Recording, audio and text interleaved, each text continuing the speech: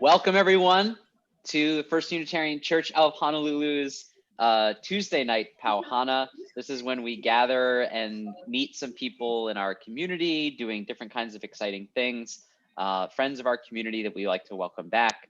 And tonight is no different. We have Reverend Sarah Caine with us, and she has preached for us twice, has covered the phones for me when I've been away, and is a great friend of the congregation. And so she's going to be with us for an hour, and we're going to just get to know her a little bit better, ask some questions about what she does, and it's going to be really fun. Is everyone ready?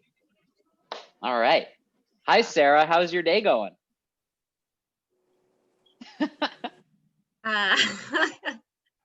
It's an interesting day. We did the CS chamber today at work, so I was preparing myself for this by thinking of everyone who goes to protests with only a bandana and some water, and I have a full gas mask that I get to put on to protect myself from this thing, and then it ended up being one of the kinder, gentler chamber experiences I've ever had in the Army, so it wasn't quite as dramatic as I had prepared myself for and due to past experiences. And aside from that, yeah, so that's on its own is a weird thing that happens in my life once a year. But it's been a decent day. Just got off the FaceTime with my sister, and so that's always nice. Great. So we covered a few things here that some people might not know anything about. CS chambers, that you're in the Army, things like this. Can you tell us, although you've met many of us already, for maybe people who aren't in our community who haven't met you, tell us, what's your job? Yeah, I'm the squadron chaplain for the 26 CAV, which is an aviation attack unit over on Wheeler Army Airfield. And I don't always stay within the same unit, but for right now I am that squadron's chaplain. So it'll probably be 3 years of that job, and then I'll move to a completely different location, completely different type of Army unit.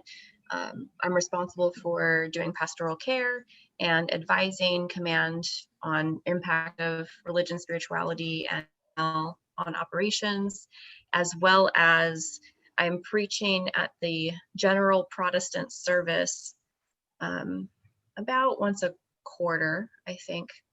I've averaged out and helping out with tech at the AMR chapel. So that's an Army run chapel, and it's interesting being a UU on staff at a General Protestant Service. Yes, how I'm sure I'm looking forward to getting into that.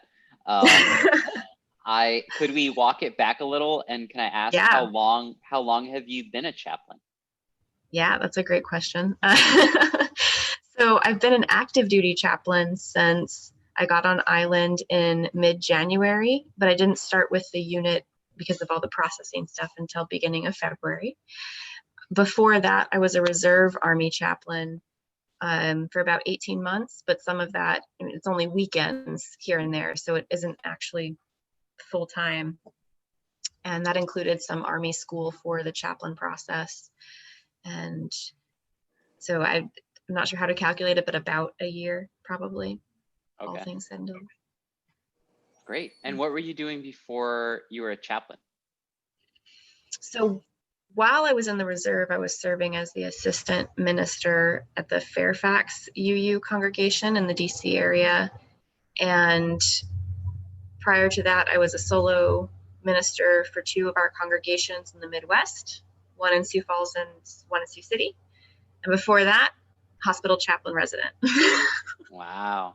So you've been a minister for about 6 years, is that right? It's already been that long. The residency started 5, yeah. 5 years. So in 5 years, you've done a hospital residency, you've done a solo ministry at 2 different congregations, you've been at one of our largest congregations as pastoral staff, and now you are a chaplain. So what are you going to do next year is my question. I plan to stay in the chaplain world for a while. Okay. Yeah. Good. So yeah, tell us what is I don't really know that much about what a military chaplain does day in, day out, where, it's services or teaching classes, or how much of it is pastoral care? Like, what's sort of like the balance of your, maybe a week or a month is a better way to kind of ask than a day. So. Yeah. And my time has all been mostly COVID. So I don't even have what regular Army operations feel like for a chaplain. I haven't been able to run the marriage retreats or do classes or have the excursions that a lot of chaplains are known for, being able to bring that kind of group camaraderie in. So for me, I have set meetings each week. So I interact with other staff and the commander of the squadron, and we look at what is going on in the squadron, what we have to do for our training. And I don't need to say much in those meetings, but I am consulted on things. And I think my leadership is really great about making sure that all of the different troop or company commanders know that I'm a resource that they should utilize. And that everyone's really great about calling me when someone has more of an emotional, spiritual question that they might not be comfortable dealing with or are out of their depth in. And most of my time here has been making sure that I go and visit the different locations my soldiers work to make sure they know my face, they have my phone number. We one-on-one counseling where they come to my office, or I'll just take a walk with them around wherever they're working. And it's a lot of pastoral care and a lot of meetings for the most part. I'm looking forward to being able to do other stuff as we get COVID stuff under control.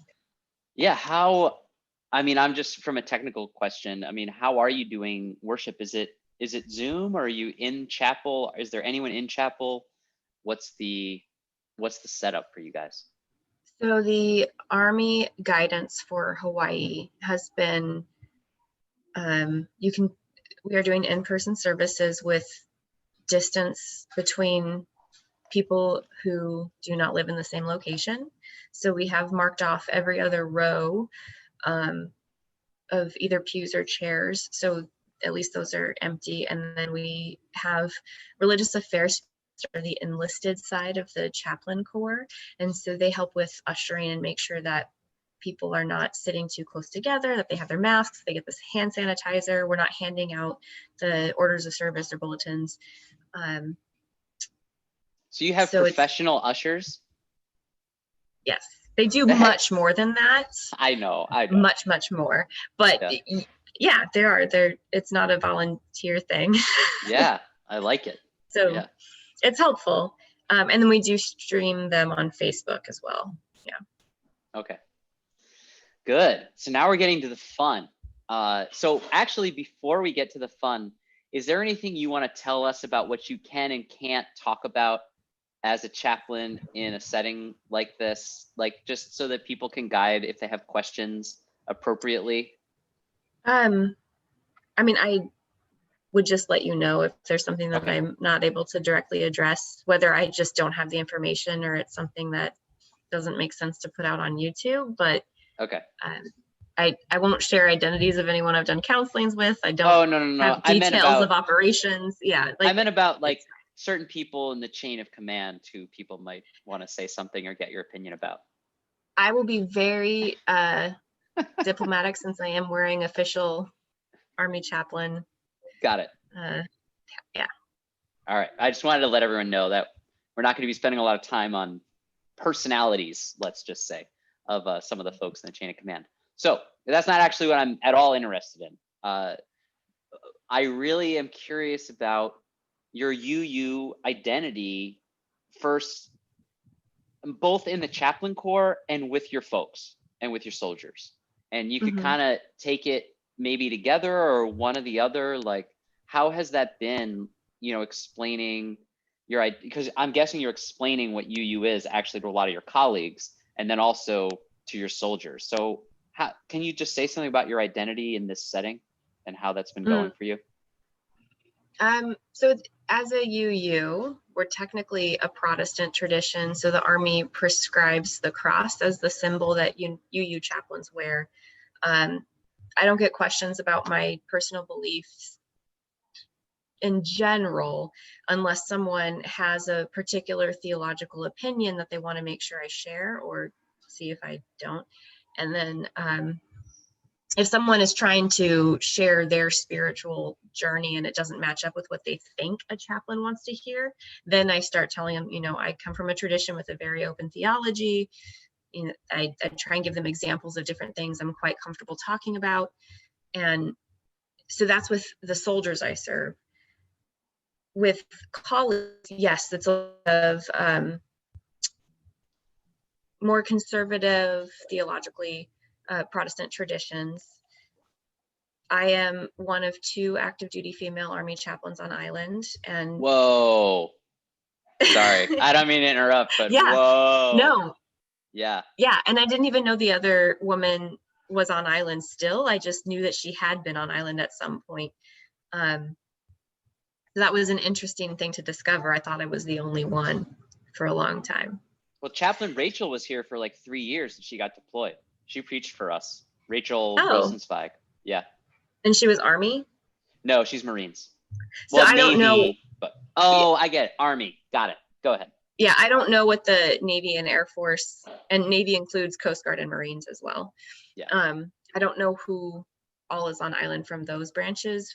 As far as Army, Hawaii goes, active duty side, I'm one of 2.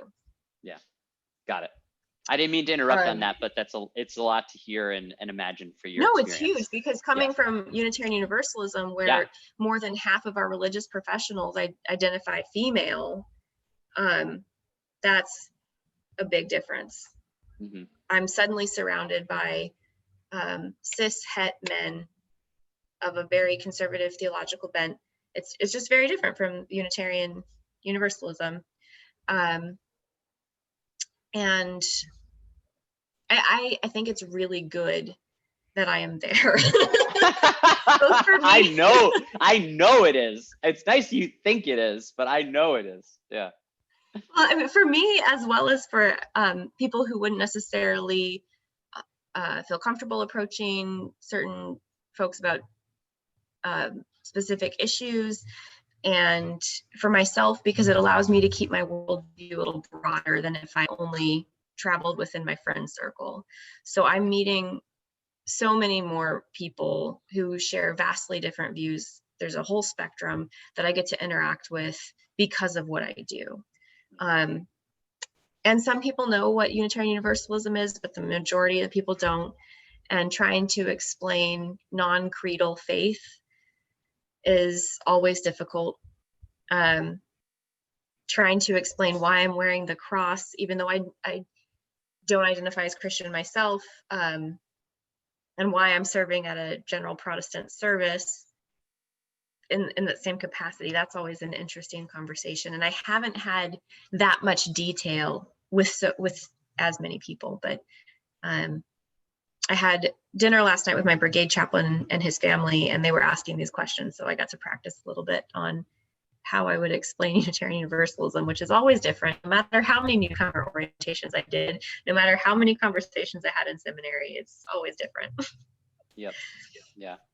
But I was really keyed into something you said about that really piqued my interest when you're talking with your soldiers about, and I've had the same experience where someone hears minister and they think they have to behave. Yes. No one on this call. I'm not worried about anyone here. But and the ability, the beauty of Unitarian Universalism often of just saying, oh, no, not that kind of minister, or like not that kind of church. Like I want to hear like your truth, like you're good, you know. And can you talk like, I just think it's an enormously powerful pastoral tool to have in your spiritual toolkit. You know, can you say something about that and like your experiences so far with that? I would say people are not going to believe your word of I'm not that kind of fill in the blank. You have to show it to them over time. Mm-hmm. So I have to repeatedly show up, not make weird faces or clear my throat when someone drops F-bombs all the time, or I will say, you can use whatever language works for you as long as it's not making fun of or being rude to a group of people. Like, and there's Army speak for that, like no EO or sharp issues. And so as long as you are treating everyone with integrity and dignity, then you can use whatever languages flavor your vocabulary, and that's fine. And I share appropriately from my own personal story to kind of like draw it a little bit more. So that's more where it works, to repeatedly show up as a Unitarian Universalist, as myself. And I can say, don't worry, I'm a cool chaplain or something like that. And until they see it, it's not gonna hit. Yeah, it's probably tougher now, just not having as much contact, with folks, to walk the walk. Has it been, or, I mean, maybe you don't know because you've only experienced this in COVID times, but. Yeah, we still have a fair number of people working. So I'm able to rotate through and see a good number.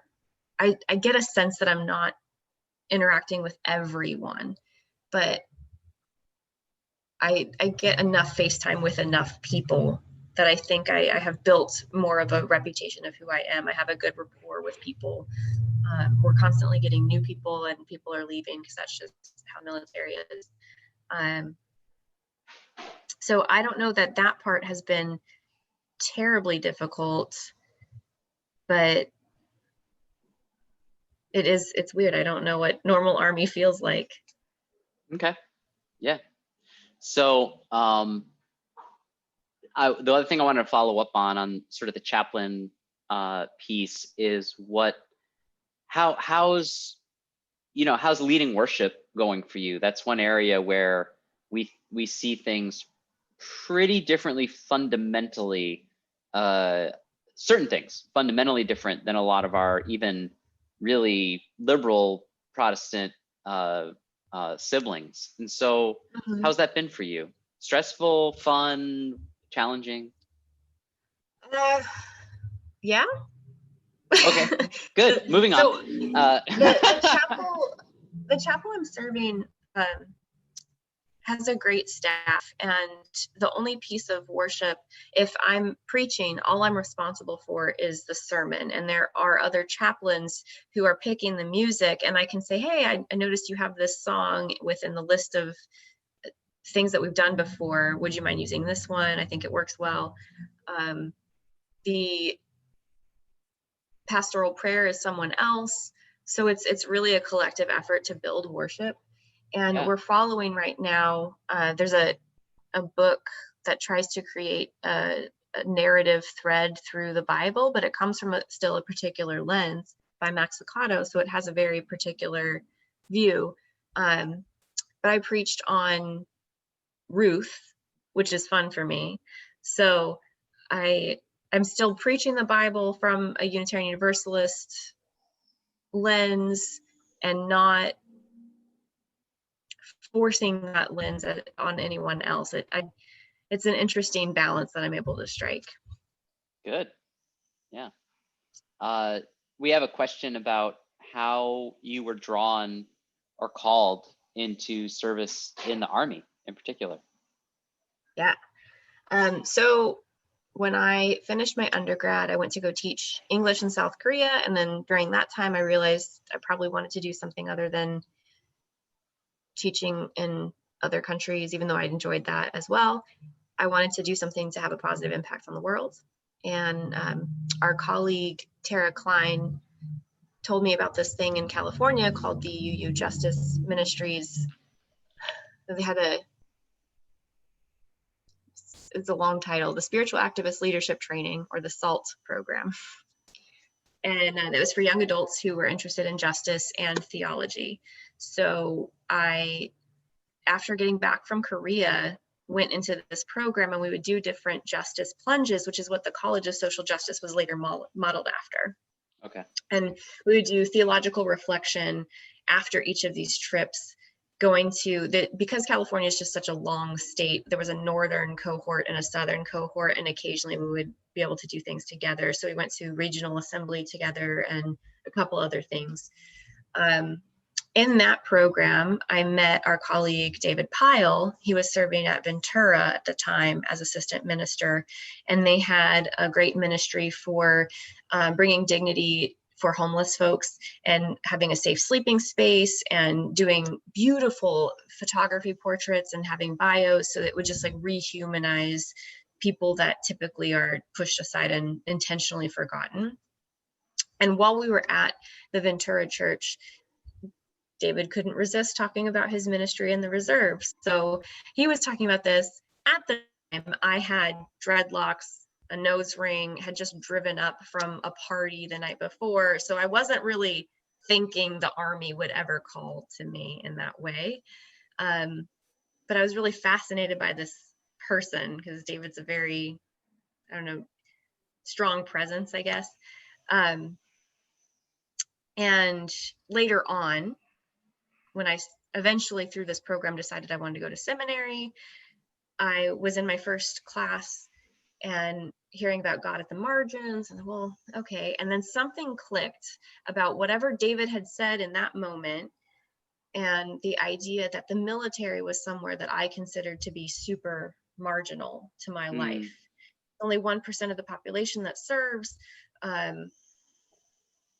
never felt like I had been around people who, after they had gone in, I had several friends in high school who did, and then I just would lose track of them, occasionally get phone calls.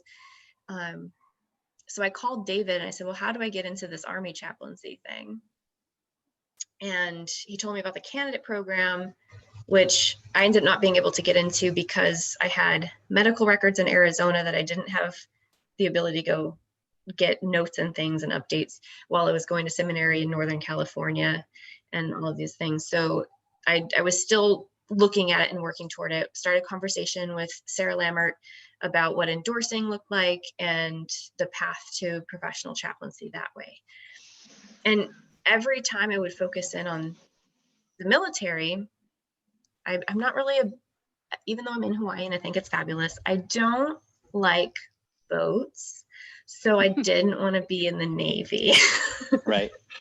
And I was told the Air Force was centered more around a chapel model as opposed to in the Army, it's the battalion model. So I go where my people go. I don't stay within a building setting. I don't know if that's an accurate depiction of what the Air Force does. But that didn't speak to how I wanted to minister. I wanted to be with my people. That, and I like a challenge. I didn't know this about myself at the time, but I wanted to be where it would have a little element of, it's not the easiest of the branches to be in. So I did talk to Navy recruiters, but I said, I want to spend my time with the Marines. And they told me I'd still have to do ship time. Like, is it worth it? I don't know. So I landed on Army that way. Okay. Yeah. And some of the stuff that, I mean, we have someone put in a question here. I just want to touch on a few things. Someone asked how we met. And just when you mentioned Sarah Lammert, she's a friend of the congregation. Also, she preached twice, and her husband is very helpful with financial questions. He's pretty good with numbers. And she introduced the two of us. And so I just want to let folks know that's how you and I know. When I knew you were coming to the island, she texted me when she knew you were coming here, she texted me right away so that we could be in touch. So I just want to let people know that. And there's been some questions also about like, what are the things that are facing young soldiers right now, that are coming up. One question in particular said, that there'd been a fair amount of suicide in the ranks and the trauma that comes from that, or that's leading to that, especially for younger folks. Is that something that you're seeing, or what other kinds of things are manifesting right now for folks that we may not know that we should be aware of for our neighbors? I mean, they're on our island. So yeah, I would say isolation thing, particularly for junior enlisted, because it's often the first time people are away from home, and it's an island that is 3 to 6 hours time difference from where they came from. So coordinating calls home can be really difficult. It's not like being stationed somewhere where even if it's an 8-hour drive, you can still do a long weekend and go see your people.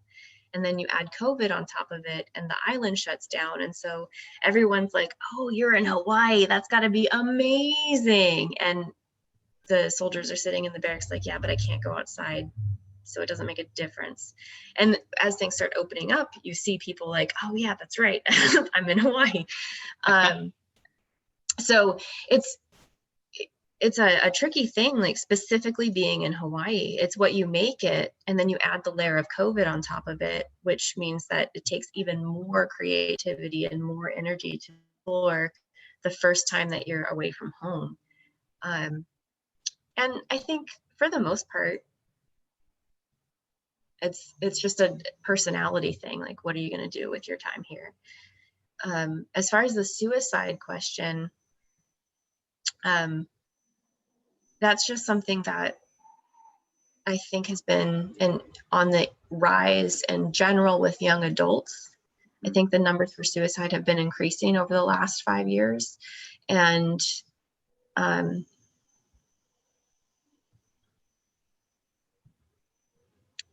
there's a lot of attention on how best to address it without stigma, but not making it an attractive option. And it is a very real topic for people in the Army.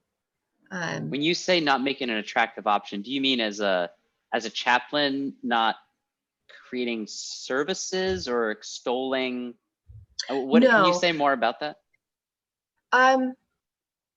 There's different schools of thought as far as addressing suicide.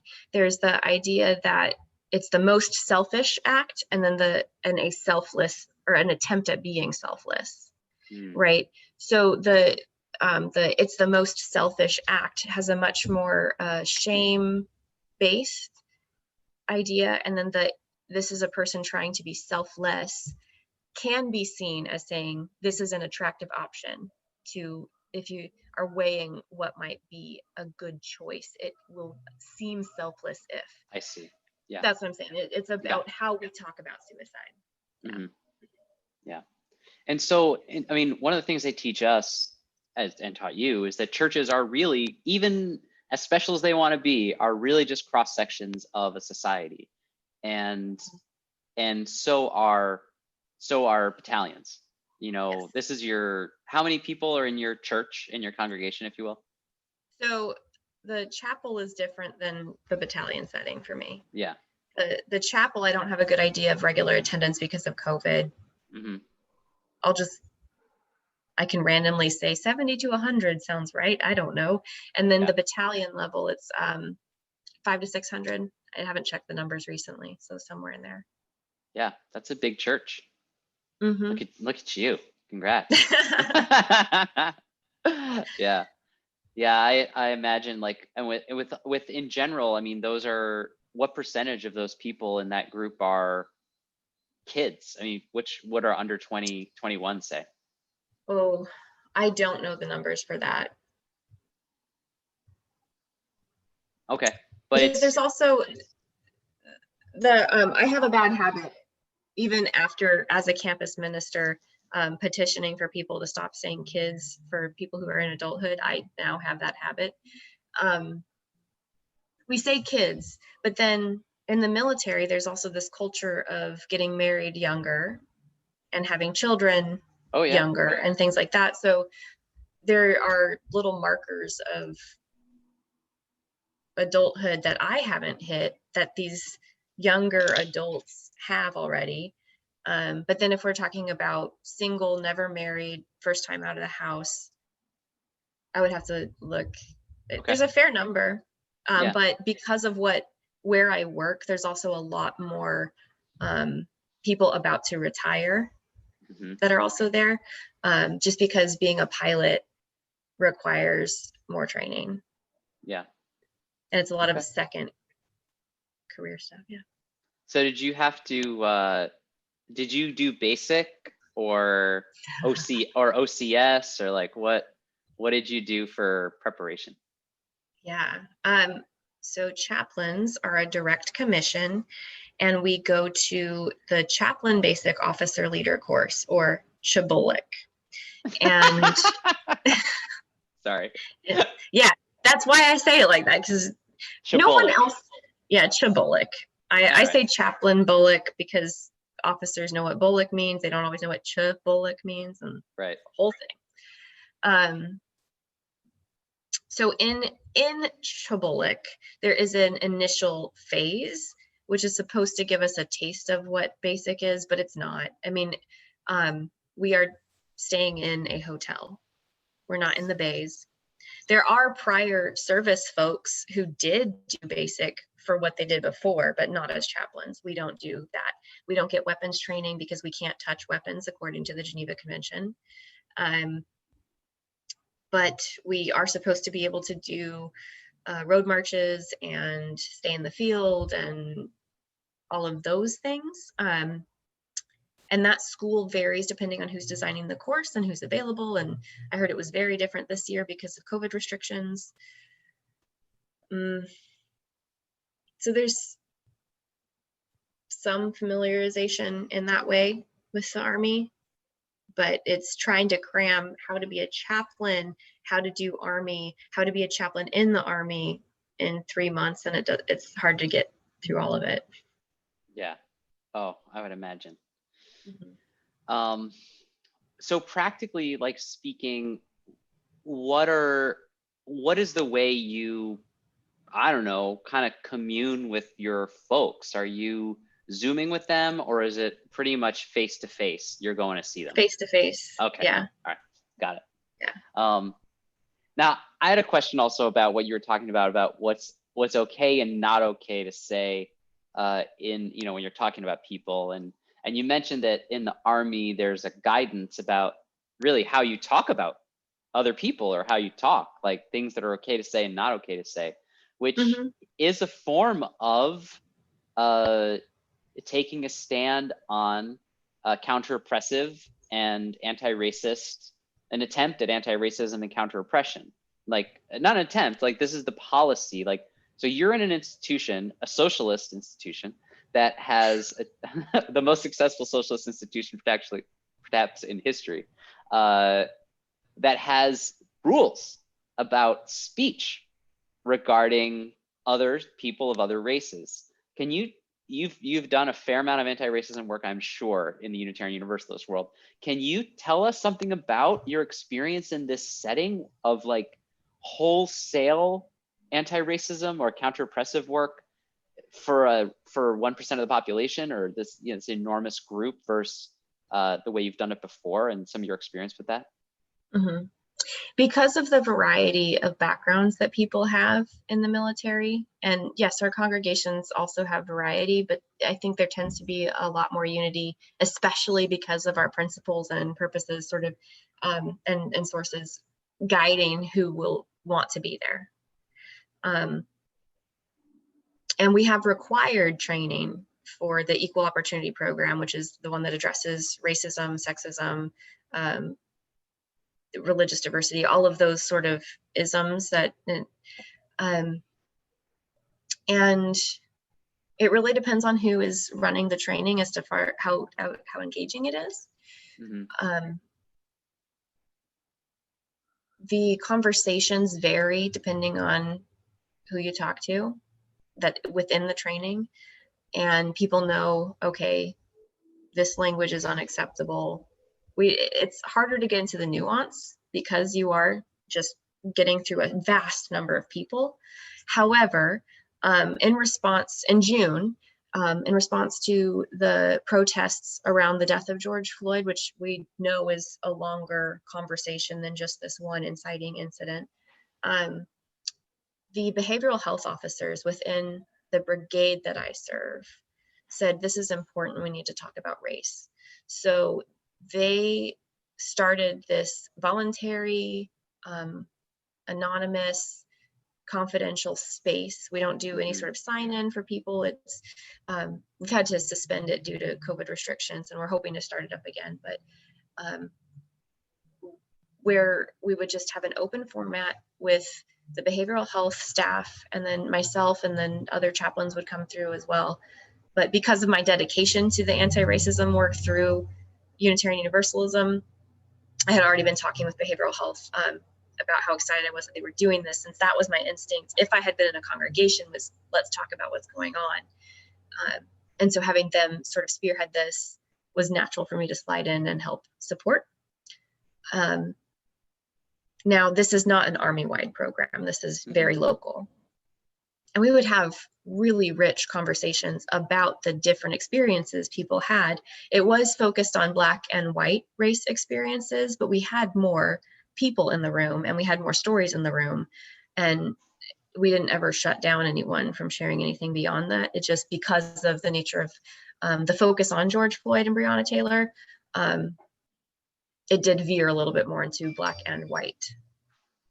Yeah. Yeah. Yeah. So it's not always as nuanced, but. And I guess part of my, sorry, I don't know. I got a new computer and I don't know how to make it stop with the messages. So hopefully this person will stop messaging me. The question I was also looking at was, I mean, in that sort of case there, like of this kind of coming up recently, but one of my questions is also being in a setting where, so I guess what you're saying is that the policies that are in place that get taught are only, they're not really, they can't really be enforced necessarily among like in small groups and things like that. It's just more like in an official capacity, how people speak to one another in sort of on duty versus like off duty. Like how. Well, there are still expectations about how you are, even when you're not on the clock. And it is absolutely something that can be enforced. That's the difference. Okay. Yeah. Okay. Interesting. Yeah.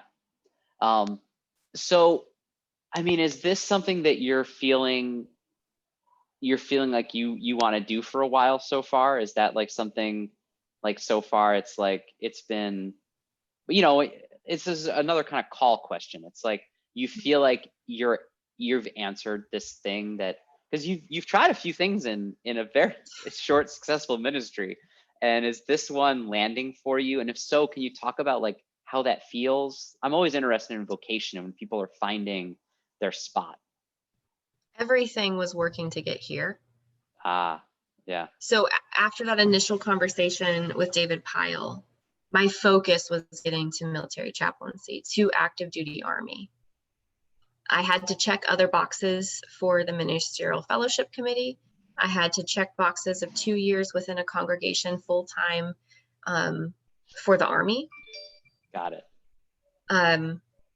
And I did wonder if I wanted to stay on the active duty course, which is when I dipped into the reserve while I was still serving Fairfax. I thought, well, maybe this will be good. I get a variety of ministerial settings. I still feel connected to Unitarian Universalism, which it's, even with the wonderful community from UU Honolulu, it's still different. And it's because I'm working Sundays in a different setting and because we're in COVID, I'm not plugged into all of the denominational stuff in the same way. But while discerning to put in my packet for active duty, it just felt right because the weekends weren't long enough. I didn't feel like I could connect with my soldiers over a weekend. Sure, I would get texts or calls occasionally. And when I left, the response I got from the people in the battalion that were there on my last day, and my brigade chaplain from that area came to that the last day that I was there as our Christmas party or holiday party. And I think also the division chaplain, I don't quite know how that breaks down on the reserve side. Anyway, 2 higher ranking chaplains came to this event, and their reflection was, it's clear your soldiers love you. And that meant a lot to me because I didn't feel like I had spent enough time to really earn that trust and love. And I love my job, even with some of the nonsense and hoops that I have to jump through. I mean, I knew what I was getting into, but you never really fully know till you're doing it. So even with things that I feel are less pleasant or nonsensical, everything else feels right. When I get the call because someone knows they can talk to me about something they don't feel comfortable discussing with anyone else. When I get the people who pass by my office and stop in to just like update me on whatever the last thing we talked about was. When someone recognizes me and I see their eyes light up a little bit more than when they were initially just acknowledging the rank, that's when my heart is overflowing. Yeah. And everything I did for the last 5 years was to get here. Yeah. That's beautiful. Yeah. One of the things I also wonder about is and I don't know enough about it, about how, gender and things like that are playing out for soldiers themselves, but being one of 2 women Army chaplains active duty, do you think that the women you're ministering to are having it must be a big change for them to have a woman chaplain? And I know that there are many cases of sexual harassment and worse, in the ranks of all, of all organizations. Can you say something about like what impact you feel like you're having there, or something, around that? To me, it would just seem like, whoa, this is my chaplain. Like the person I can go talk to about this stuff is, I don't mean to be so gendered about it, but I'm just going to be gendered, is also a woman. And has anyone expressed to you like a feeling about that, or have you sensed it's made a big difference for some folks? I think it definitely has. I don't know. And it's a very gendered organization, even though we're shifting away from the physical fitness test that gives different categories by gender to the one that is no gender, no age difference. If you have a job that has this description, you will do these things. But there is still, I mean, it's very clear that you look at grooming standards, men do not get to have a bun, and women have other options like skirts and pumps and things like that. So it's very clear that there are gender things going on, even with a lot of work to equity, and the fact that I'm even allowed to be in the Army and the chaplain corps says that so many other people paved the way. I think it makes a difference. And the other female chaplain on island is in a different setting than I am. So I get calls if someone says I need to talk to a female chaplain about this, because I'm the game in town, right? Like, so. I know the feeling. Yeah. And that's, and the thing is, I feel confident because of feedback I've gotten from other people, from the behavioral health support, from other chaplains, male chaplains, that I'm doing a good job of being there for the people that's what they need to be comfortable. Yeah. Have you, I mean, we don't need to get into that. I was going to ask if you've seen or witnessed, harassment or things like that yourself already, but that might be something that doesn't need to go on a Zoom or on a Zoom call on YouTube. So I will say that I have had a lot of support in my experience, and I am in a very special category as a chaplain, and so I have a lot of good things to say. That doesn't mean it doesn't exist, because I also hear things. And okay, yeah, fair. This is something that I've just been asking people lately when I've talked to them, but it's been kind of a few months for people going through some stuff, and I'm curious because me and Dero ended up like geeking out about hymns for like half of one of these things. But I am curious because I was having this discussion with Kim Divas, who's actually going to come and preach for us in November, who writes about hymns a lot. You got any favorite hymns? What are you singing these days? What's keeping you sane? I haven't So I went to an ordination via Zoom this weekend, and that was a lot of fun. Adorable. I've been able to attend more ordinations because people are doing them on Zoom. Yeah. So that's been good. And there was a it's not a hymn, I guess, but it was more popular in the Why Are You You movement. So that was fun to sing with people. It's not necessarily the thing that's going to keep me going, but it was a fun thing to reconnect with, which is we're rising up like the phoenix from the fire. Did you know that song? Yeah. So that was something that Matt Meyer was at the ordination as well. So oh wow. Yeah. Lots of cool. Good use. Yeah. But how can I keep from singing is one that has been kind of a theme throughout the COVID times. I don't know. It really varies. I have a list of things on Spotify.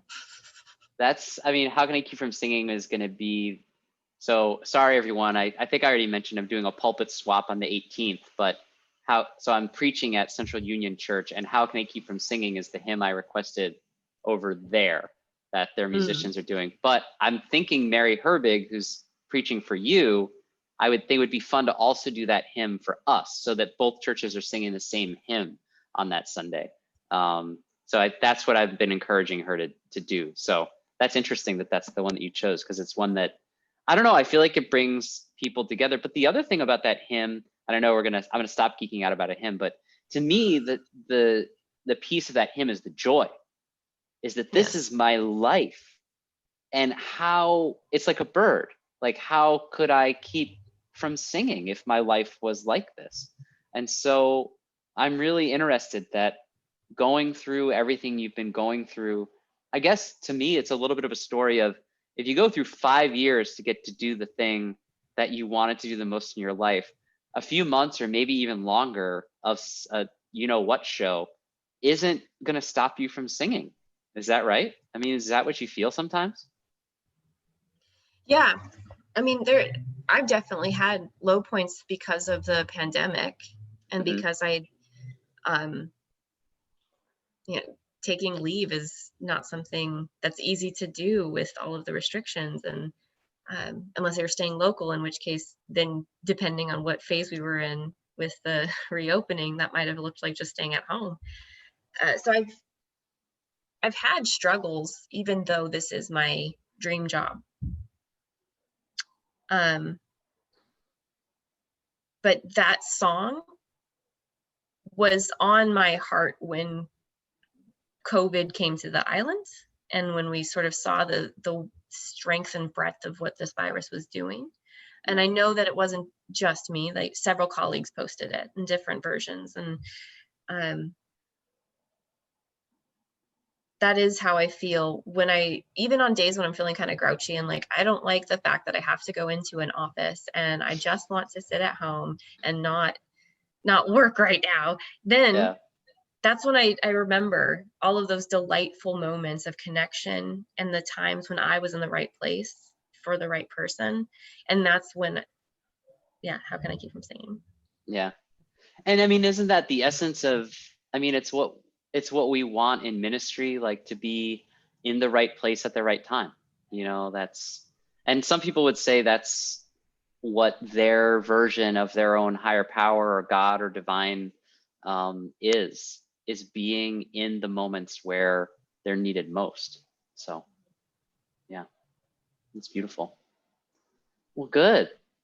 There's a few minutes left. If there's any other questions, I know I've monopolized most of it, but we've answered a lot of questions that folks are asking me privately. But if there's anything else that people have, I'm curious if there's anything else. You got an Army chaplain in front of you, folks. No?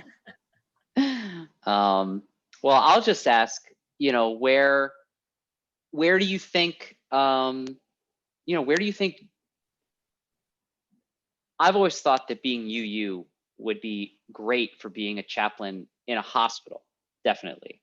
It is. It's super helpful. In fact, like my colleagues would be like, I kind of wish I was UU. It'd be a lot easier to do my job. And I wonder, like, do you think the future of chaplaincy in the military or chaplaincy in general will see more UUs? Do you think, like, is there a movement, like a growing number of folks who feel drawn to do that? I feel like there's kind of a tide right now, but I would say there are a lot more people interested in military chaplaincy. yeah. That looks very different depending on whether it's reserve, guard, active, civil air patrol. But there are definitely a lot more UU military chaplain interested folks. I going on the training retreats with the other UU mil chaps, when they would talk about, oh, it was just the 4 of us X number of years ago. Yeah. And how amazing is it? I think we're up to 20 or more now, if you include all branches, all components. And whenever there's a public conversation around it, a seminary student reaches out. Yeah. Whether or not they get all the way through the process is another matter, because on top of our extensive fellowshipping ordination process, you have the military things. So it's a lot of institution to make your way through. People don't know. I mean, we're just, people don't know that Unitarian Universalism is actually like the hardest or the second hardest next to Lutheran to actually get all the way through. By percentage, the number of people that start and then finish, I think we're number 1. Like, as far as, that's what the guy at Yale said. He goes, you guys have it the hardest of anyone, like the amount that you have to do, but the internship year and the MFC and like the work that we do. So yeah, it's very thorough. Yeah. So a few questions. Some people are asking, this is the bonus round. Ready? Where did you go to college and seminary? So undergrad, I started at the University of Arizona, transferred to Cal State Northridge for undergrad. For seminary, I went to Star King in Berkeley. Beautiful. Yes. Nice. Rosemary is a very popular guest on this television show. The new president. She wasn't the president when you were there, but actually, I was there during the transition. Oh, we could have done a whole hour about that. That would have gotten us both in a lot of trouble. So it's good. We'll do other things. One question was, do you fly? And do you think it's important to understand flying for your folks? I am not a pilot. And the type of aircraft that are operated within my squadron, they are meant for shooting. So sorry, it just sounded funny. Well, that's the thing, is like they're big guns. That's the thing. Yeah. They're weapons. So it is possible to fly without touching the weapon system. It's just it would be an interesting thing for a chaplain to be an Apache pilot. Right. I hear it's possible to get up in the air, but because it's a 2-seater and it's 2 pilots, it would take some work. So I don't fly. I think it's really important to be interested in whatever your people do.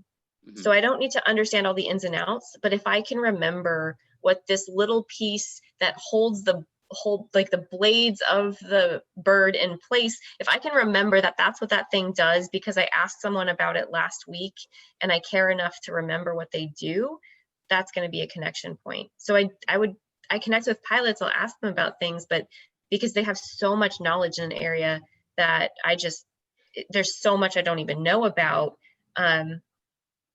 I try and follow wherever they want to lead with a conversation. I just try and stay curious, and that's the most valuable thing. Good.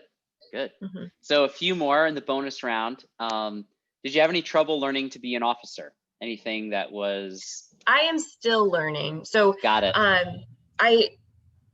Yes, because that's not as much of a focus in Chaplain Bullock, but I was never enlisted. So I have this strange place, and I'm always striving to learn to be a better staff officer. Great. And then one last very important question that Allison asked, though you can't use firearms, do they train you in martial arts? I know the answer to this, but go for it, Sarah.